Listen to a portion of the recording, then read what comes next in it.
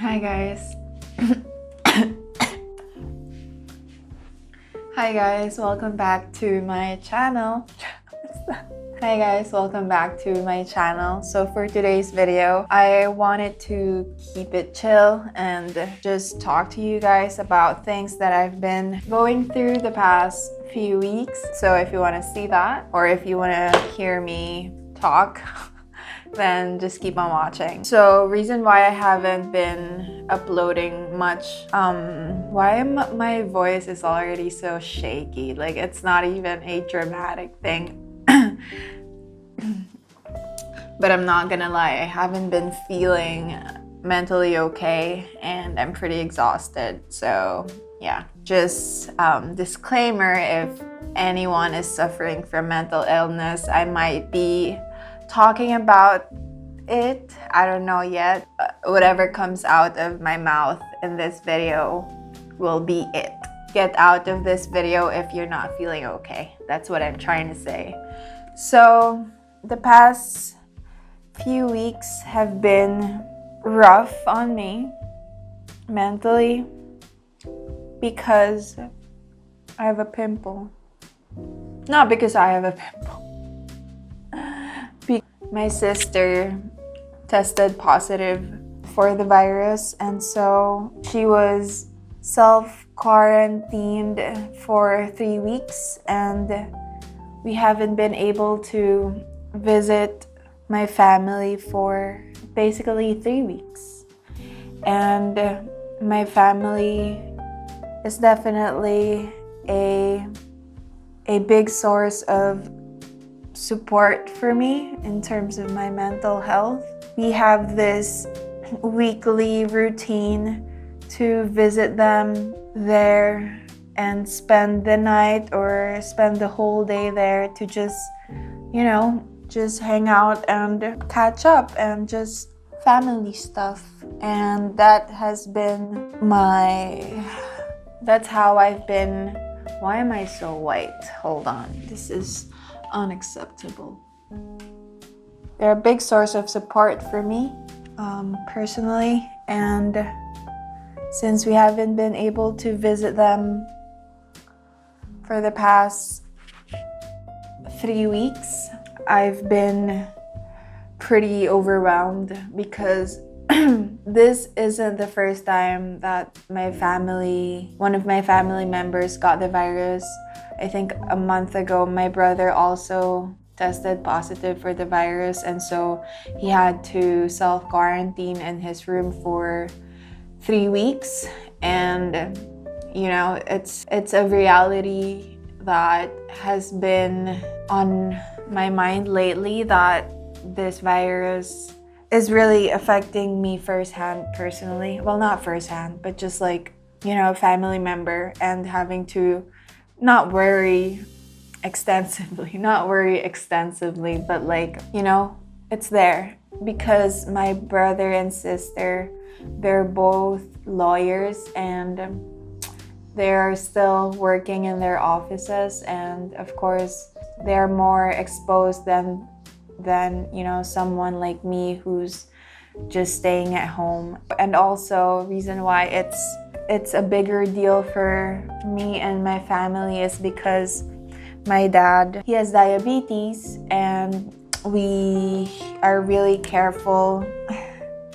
We are really trying to be careful for him not to get the virus, because if he gets the virus, there might be complications, and we really don't want that. We don't want to take any risk. It has not been easy dealing with a family member having the virus, and because my brother and sister, they live with my parents, of course there's that fear of, you know, what if my dad or my mom gets the virus from them. My brother was able to come out of the virus pretty okay. Like, for him it was not that hard for him.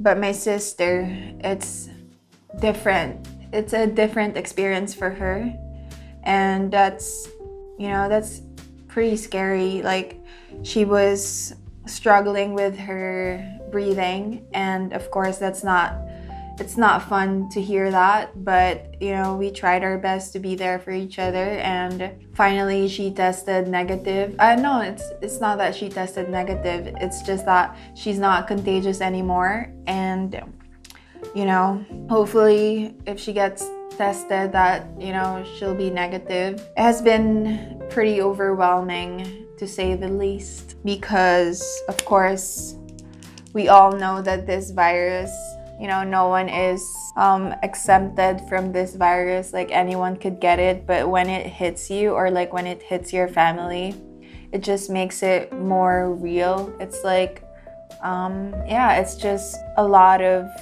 reality to process at this point in our lives, and it's taken up a lot of mental space for me, and that's why I haven't been really engaging in my social media. Like, I find myself uninstalling Facebook and Instagram because I cannot let social media take up that much space in my mind, because I know that I can put my mind somewhere else, productive or safe. I really had to be conscious, more than aware this past few weeks, because I knew I was feeling like, okay, like this is definitely affecting my mental health and I need to be careful. And so that's the reason why I haven't been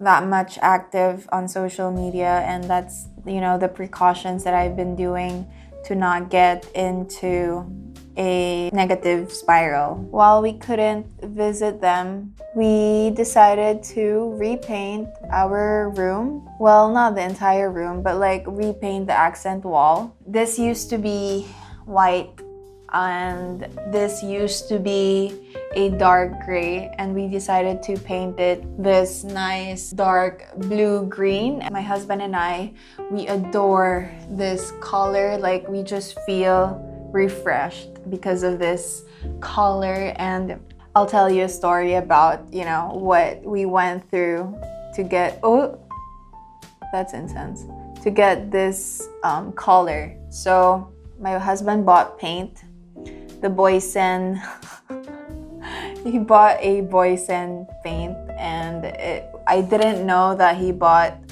a glossy paint, and I don't think that he also realized that that's what he bought. Bought 2 cans of glossy green paint, and it's the ugliest. For me personally, I didn't like how it looked. Like, we started to paint that side first. We started painting it and we were like, oh, this is okay, like, you know, just trying to kind of make it work. But then, you know, when we were being more honest to ourselves, we were like, no, this is not working.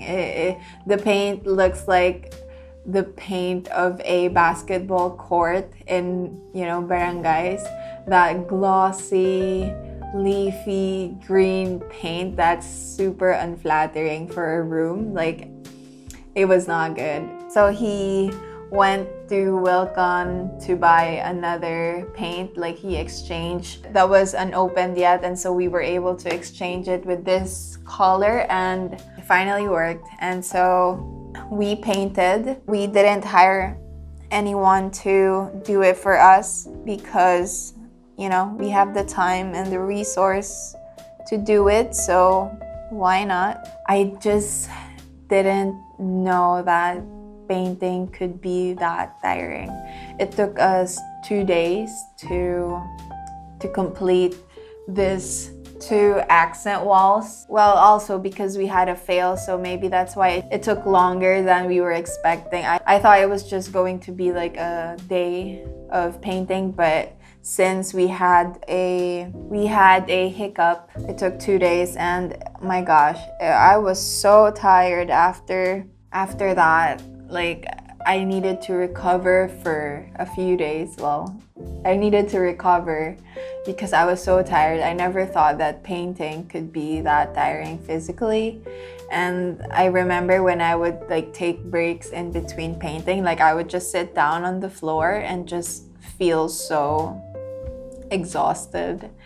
And I literally had to put my mind and my body to painting the wall to really, I don't know, to really finish the painting, because I was like, no, I cannot give up on this, because, you know, it's something that I wanted to do. But I didn't realize how tiring it could be. I knew it was going to be work, but I just didn't realize how tiring it could be. When you're doing something at home in terms of like renovations or like mini renovations, your space tends to get cluttered because you're moving things, you're trying to move things away from the paint. And so for me, it was 2 days of that. And it felt like my mind was also cluttered because we didn't have our bedroom for 2 days. Like we literally slept in our living room, which is, you know, not horrible, but just like that unorganized feeling.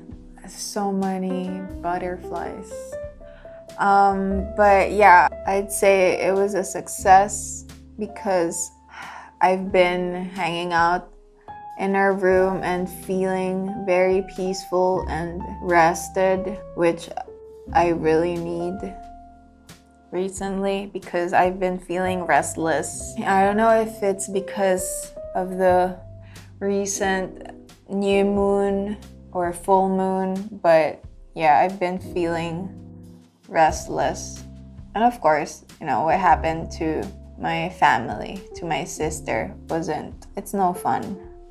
I felt unsettled because of it. So the past few weeks, I've just been, you know, focusing on my mental health and focusing on our house. If you don't know, my role in this house is a homemaker, and I really take pride in that.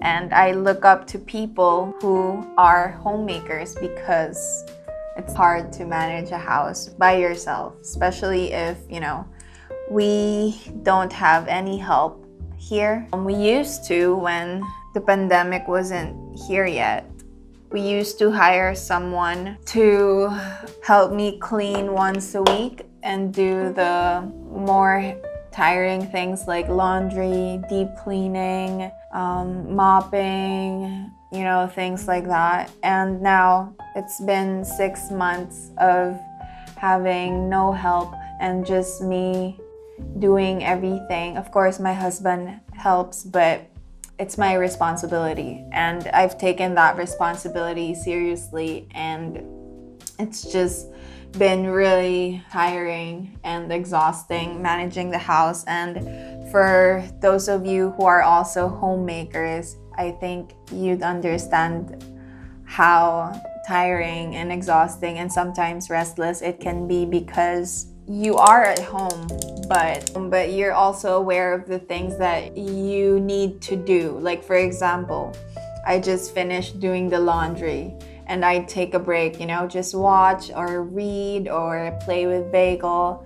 But at the back of my mind, I know that I still need to sweep the floor because, you know, it's part of managing the house, and it's been pretty overwhelming. And I've also been struggling a little bit with my mental health. Nothing too extreme, but just like, you know, anxiety here and there. Hold on, I need to blend first. It's so hard to talk and do makeup at the same time. I'm not a multitasker. I like focusing on one thing and one thing only. You know, I've been diagnosed with generalized anxiety, but it's been a while since I had a pretty bad anxiety. Even during this pandemic, I haven't had like a consistent and bad anxiety, but the past week I felt it again. I was reminded of how anxiety felt like in a more intense level.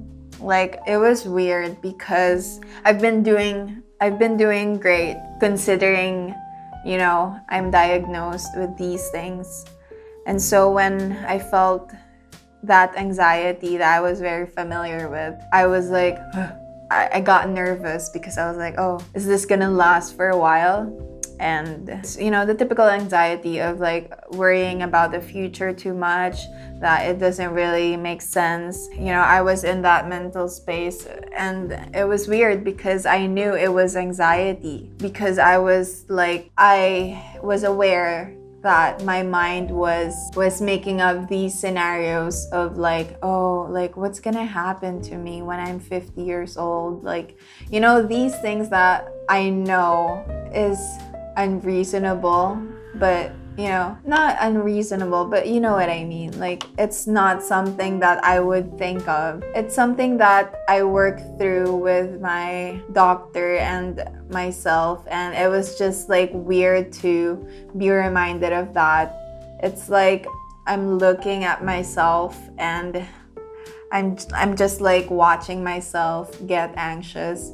I guess it's a good thing because it shows that I'm pretty detached from my mental illness at this point. And I don't know if it's a good thing or not, but like I felt that my mind is doing its own thing, and I'm just this like third person perspective that's just that's watching over what's happening on a physical plane and on the mental plane. If you know, you know.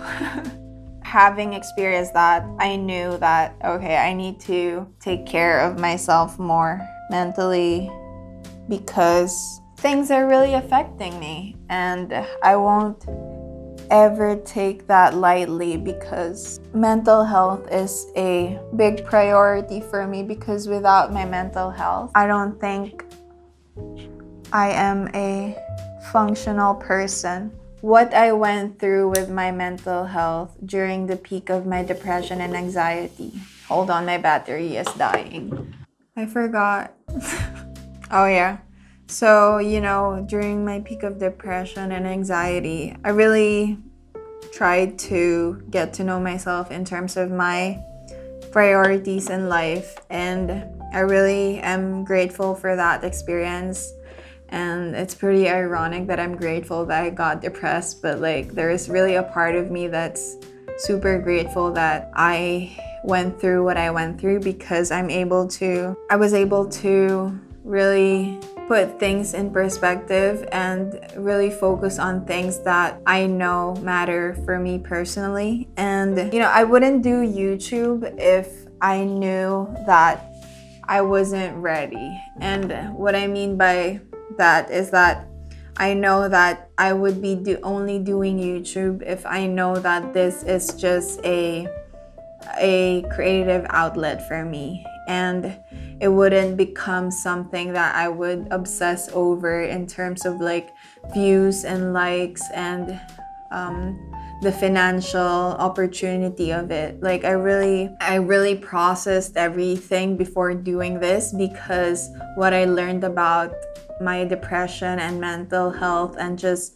you know, trying to get to know myself in that 2 years, is that before I had a tendency to, without even knowing that I was putting my worth into productivity. If I feel like I wasn't being productive, I'd really feel crappy about myself. Like I would feel like I'm useless, I'm worthless. But like what I learned during my journey with depression and anxiety is that my values were so messed up, and I've tried really hard to rewire my brain to think that even if I'm not productive, or even if I'm not the typical society norm of a productive and successful person, I'm still doing great. I'm still myself. I'm still worthy of everything as much as anyone in this world.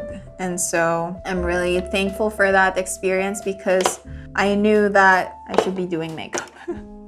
Because I knew that with doing something like YouTube and being a content creator, it's very possible that you know, I'd still feel, I'm still taking antidepressants, and you know, that means that I'm still depressed in a way, I'm still anxious in a way. Being this content creator and YouTube creator, I knew that there would be weeks I really need to put my mental health first without feeling guilty that, oh, I should be doing YouTube, oh, I should be creating. Like, I just don't feel those things anymore. Like, I don't feel any guilt if I'm not able to make a YouTube video or a content on my Instagram, because I've learned how to put things that are more important for me first.